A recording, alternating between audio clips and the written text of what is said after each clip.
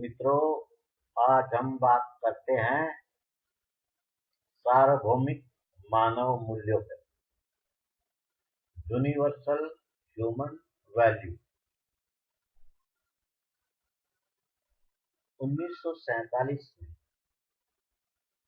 जब हमारा देश आजाद हुआ, तब हमारे देश की जनसंख्या लगभग 36 करोड़ थी। लोग बहुत गरीब थे, निरक्षर थे, परंतु उनके आपसी संबंध बहुत मजबूत थे। समाज में समरसता थी। धीरे धीरे लोगों ने विकास किया, उनकी भौतिक सुविधाएं बढ़ती गई, उनके शिक्षा का स्तर भी उठता गया। परंतु ऐसा क्या हुआ कि सामाजिक समरसता या आपसी संबंध खराब हो गए। आज समाज में जगह जगह हम देखते हैं कि आदमी भौतिक रूप से संपन्न होते हुए भी उनमें पारिवारिक सामाजिक संबंधों में पतन हो रहा है। परिवार में, समाज में एक अजीबोगरीब संघर्ष है। तो इसलिए हमें शिक्षा के उद्देश्यों पर पुनर्विचार करने की आवश्यकता है। शिक्षा मानव में वो मूल्य क्यों नहीं भर पाई? हम शिक्षित होने के बाद भी सामाजिक संबंधों को मजबूत क्यों नहीं रख सके? सामाजिक पतन क्यों हुआ? तो इसी संबंध में आज हम बात करते हैं सार्वभौमिक मानव मूल्यों की, यूनिवर्सल ह्यूमन वैल्यूज की।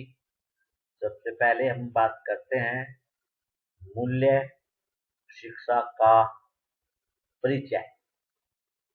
Introduction to value education. पहला बिंदु है मूल्य शिक्षा की आवश्यकता, नीड फॉर वैल्यू एजुकेशन। जैसा कि हम सभी जानते हैं, सभी मनुष्य सुखी पूर्ण जीवन की कामना करते हैं। मनुष्य के लिए दो चीजें महत्वपूर्ण है। इससे संबंधित प्रश्न है, मेरी आकांक्षा क्या है, क्या करें? दूसरा, मेरी आकांक्षा को कैसे पूरा करें, कैसे करना है?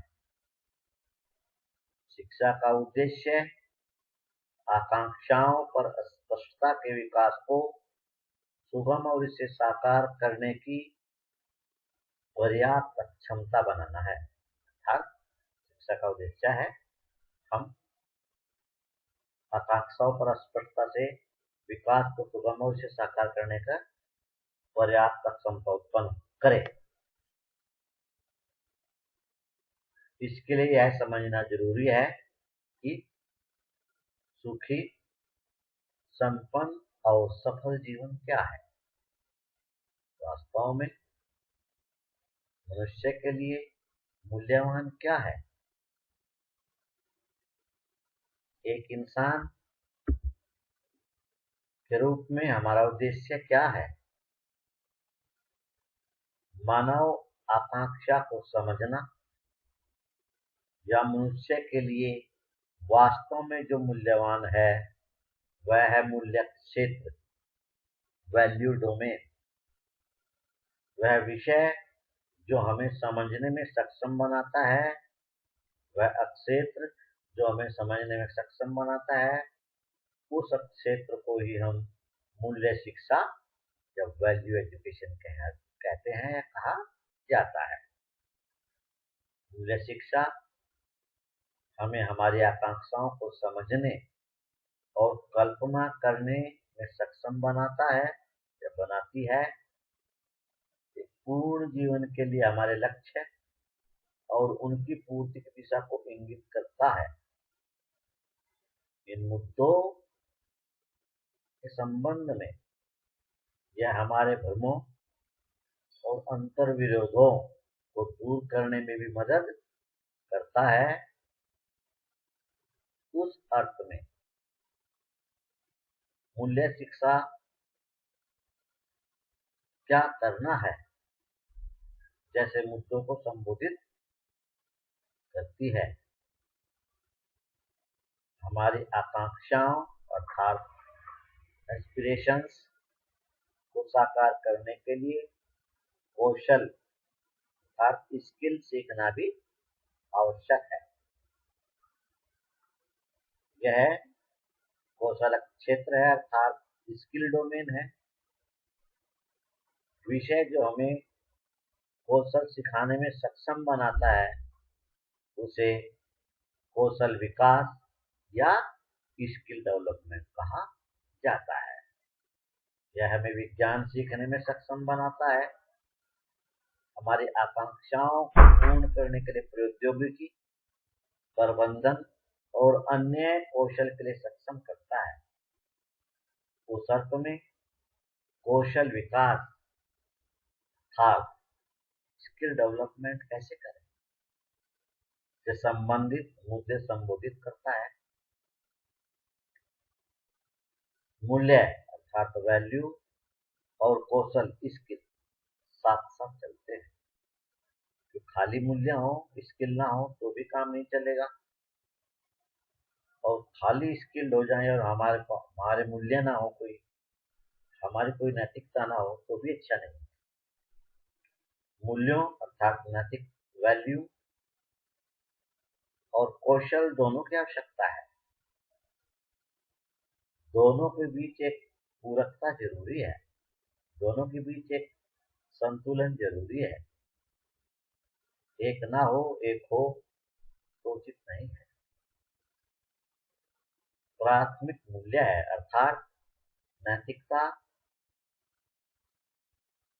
पहले है, उसके बाद कौशल अर्थात आप कितने स्किल्ड हैं ये आता है। यानी पहली समझ क्या करना है करो और फिर कैसे करें। पहली समझ ये होना चाहिए कि क्या करना है, ये मूल्य से आएगी, और कैसे करना है ये स्किल से आएगा।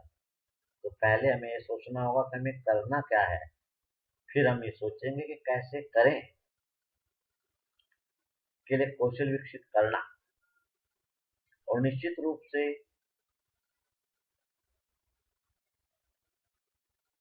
यह जिंदगी एक पूर्ति में परिणित होता है। वर्तमान शिक्षा प्रणाली काफी हद तक स्किल अर्थात कौशल पर आधारित हो गई है। मूल्यों की कमी हो गई है।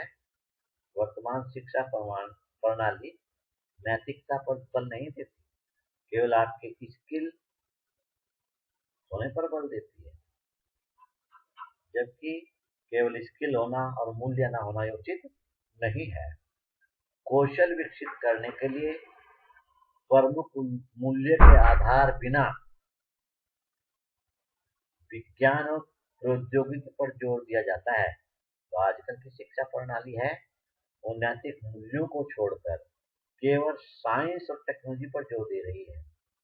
जिसका अर्थ है कौशल केवल वह प्राप्त करने में मदद करते हैं जो मूल्यवान माना जाता है।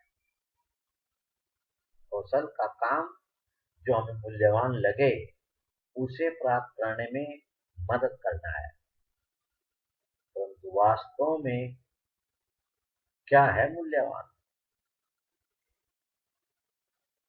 मूल्यवान क्या है?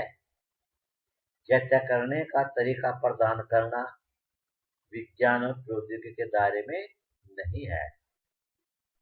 विज्ञान और प्रौद्योगिकी कौशल ही है, और कौशल केवल जो हमें मूल्यवान लगता है उसे प्राप्त करने में मदद करता है, परंतु क्या मूल्यवान है ये आपके मूल्य तय करते हैं, आपकी नैतिकता तय करती है कि मूल्यवान क्या है।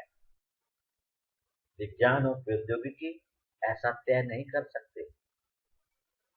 केवल कौशल आधारित शिक्षा का परिणाम व्यक्तिगत, सामाजिक और पर्यावरण के स्तर पर गंभीर संकटों के रूप में स्पष्ट दिखाई देता है, क्योंकि नैतिक मूल्यों में गिरावट होने के कारण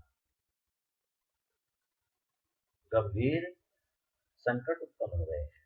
इस प्रकार यहाँ इस स्थिति को सुधारने की सख्त जरूरत है। वर्तमान शिक्षा प्रणाली में मूल्य शिक्षा एक महत्वपूर्ण लापता कड़ी है, अर्थात वर्तमान शिक्षा में मूल्य शिक्षा नहीं दी जा रही है। बहुत अजीबोगरीब और गंभीर स्थिति है। लेकिन इससे भी महत्वपूर्ण बात यह है कि मूल्य शिक्षा की प्रमुख आवश्यकता मानवीय आकांक्षाओं को समझना, खोजना है और जीवन में वास्तव में क्या मूल्यवान है और इसकी पूर्ति के लिए कार्यक्रम तैयार करना है।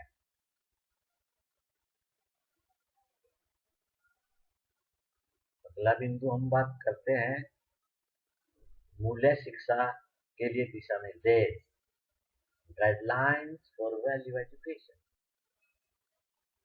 मित्रों, मूल्य शिक्षा के लिए अर्हता प्राप्त करने के लिए किसी भी पाठ्यक्रम की सामग्री के लिए निम्नलिखित महत्वपूर्ण दिशा निर्देश हैं, अर्थात हमारी शिक्षा पद्धति कैसी हो वास्तव में उसके कुछ बिंदु हैं। नंबर 1, सार्वभौमिक, यूनिवर्सल। इसे सभी मनुष्य पर सभी समय और सभी स्थानों के लिए सार्वभौमिक रूप से लागू होना चाहिए। इसका अर्थ है कि संप्रदाय, पंथ, राष्ट्रीयता, लिंग आदि के अनुसार मूल्य नहीं बदलने चाहिए। नंबर 2, तर्कसंगत।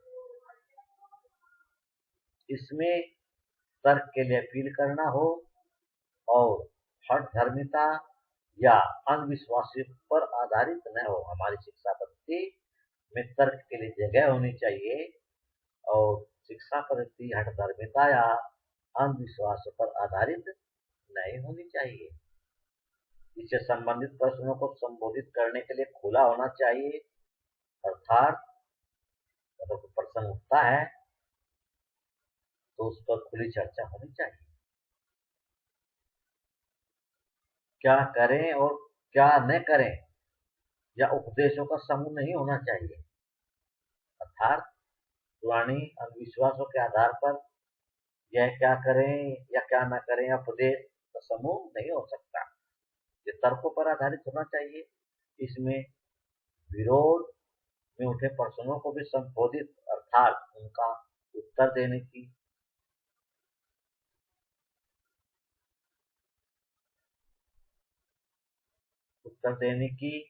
उनको सुनने की अक्षमता होनी चाहिए। नंबर 3, प्राकृतिक और सत्यापन योग्य, नेचुरल एंड वेरिफिएबल। इसे प्रत्येक मनुष्य के लिए स्वाभाविक रूप से स्वीकार्य होना चाहिए और इसकी पूर्ति के लिए प्रकृति में प्रावधान होना चाहिए, अर्थात यह हर मनुष्य को स्वाभाविक रूप से स्वीकार्य हो और उस स्वीकार्यता के लिए, उसकी पूर्ति के लिए प्रकृति में प्रावधान भी होना चाहिए। इसे हठधर्मिता पर आधारित विश्वास या धारणाओं पर नहीं बल्कि अनुभव के रूप में सत्यापित करने की आवश्यकता है, अर्थात वह अनुभवों के रूप पर सत्यापित होनी चाहिए। यह केवल एक बौद्धिक अभ्यास, लॉजिकल प्रैक्टिस या सूचना हस्तांतरण नहीं होना चाहिए। अर्थात जो शिक्षा पद्धति है वो सबको स्वीकार्य हो, सुलभ हो, आसानी से प्राप्त होने वाली हो, हठधर्मिता, अंधविश्वास और धारणाओं पर आधारित न हो, अनुभव के आधार पर सत्यापित होने लायक हो। यह केवल बौद्धिक अभ्यास या एक व्यक्ति से दूसरे व्यक्ति में सूचना को हस्तांतरण करने का जरिया नहीं होना चाहिए। अगर शिक्षा पद्धति ऐसी है तो उसके नकारात्मक परिणाम हो सकते हैं। समावेशी, इसमें सभी आयामों, विचार, व्यवहार, कार्य और समझ और मानव जीवन के सभी स्तरों, व्यक्तिगत स्तर, पारिवारिक स्तर, समाज और प्रकृति अस्तित्व को शामिल करने की आवश्यकता है। शिक्षा में सभी आयाम और जीवन के सभी स्तर सम्मिलित होने चाहिए। 5, सद्भाव की ओर अग्रसर।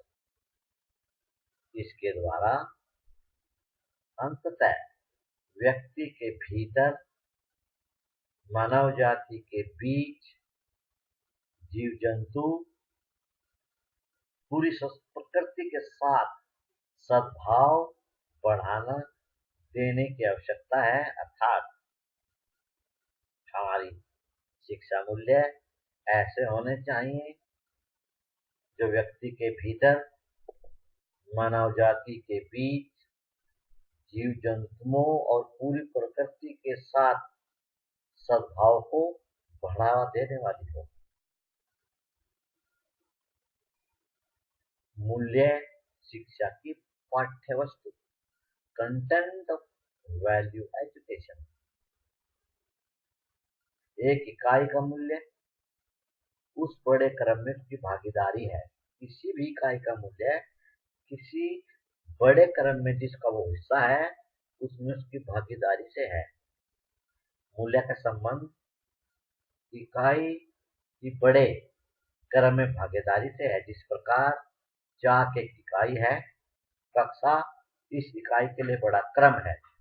चाक का मूल्य यह है कि कक्षा में वांछित कामकाज के लिए ब्लैक बोर्ड पर लिखने के लिए इसका उपयोग किया जा सकता है। इससे ज्यादा चाक की वैल्यू नहीं है। उसी प्रकार मनुष्य का मूल्य या भूमिका बड़े क्रम में उसकी भागीदारी है।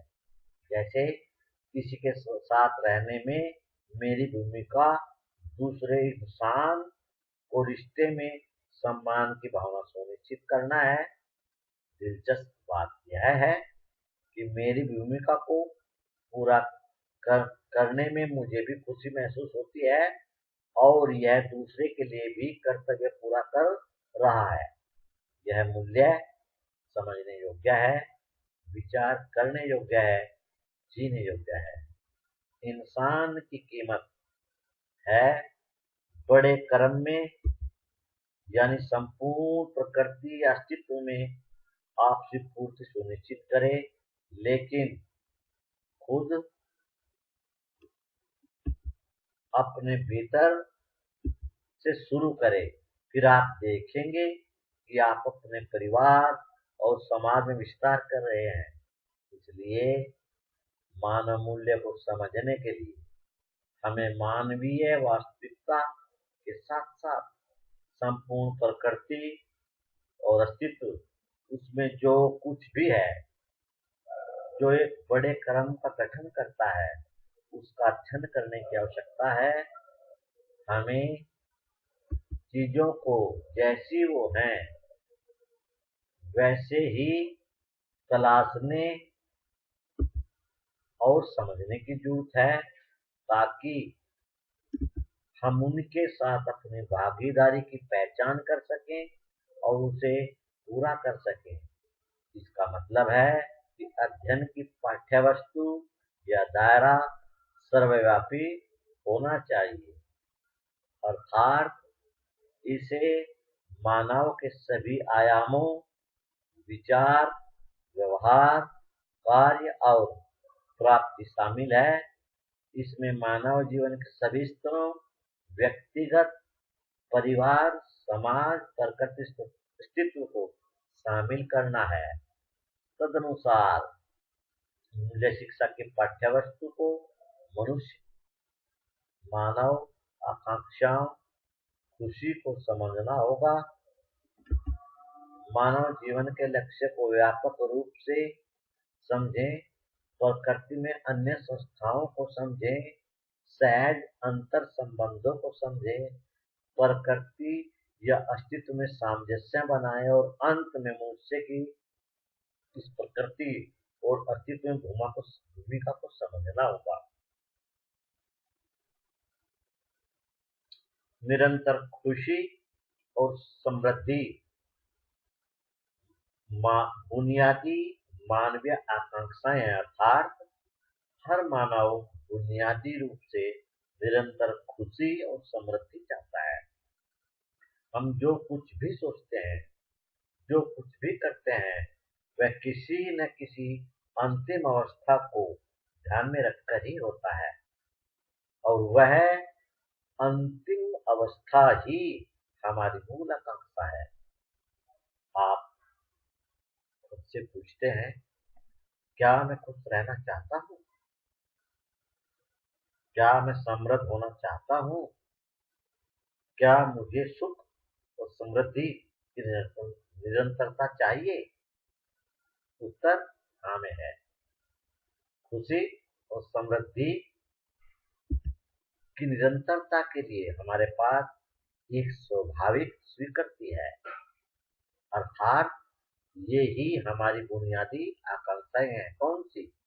सुख और समृद्धि हर मानव की बुनियादी आकांक्षा है। इसका मतलब है कि सभी मनुष्यों की बुनियादी आकांक्षाएं अर्थात लक्ष्य एक ही है, और वो है खुशी और समृद्धि। आज बस इतना ही, बाकी हम बाद में बताएंगे। धन्यवाद।